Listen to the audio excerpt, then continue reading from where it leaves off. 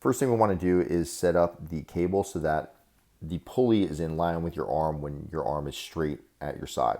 So if you just drop your arm straight to your side, you should be setting up the pulley so that it's right in line with your wrist. From here, you're going to want to change your outfit, and I would recommend using some type of wrist cuff or ankle cuff if you have access to it. If you don't, you can just use a regular handle like I'm showing here and then just feed the handle part through. So the strap part is on the back of the hands. It just tends to feel a lot better on the wrist and elbow for most people, and just less stuff to deal with. You always could just use a handle like a regular person, but give this a shot if you haven't before.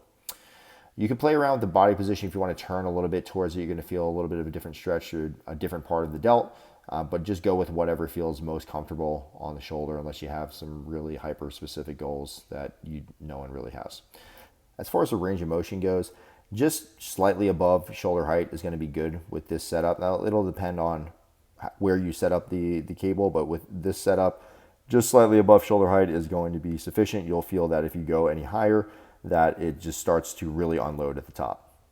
If you find that you are not quite strong enough for the lowest setting of the cable stack, which is fine, or if you just really want to impress people with your lateral raises, you can use this little trick where you just bring the cuff up a little higher towards the elbow, and that will effectively make the weight much lighter.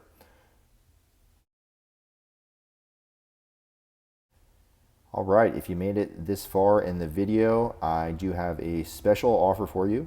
I'm now doing handyman work. This is a reverse osmosis faucet that I installed recently. So if you are in the greater Austin area, need a little help around the house, feel free to give me a shout.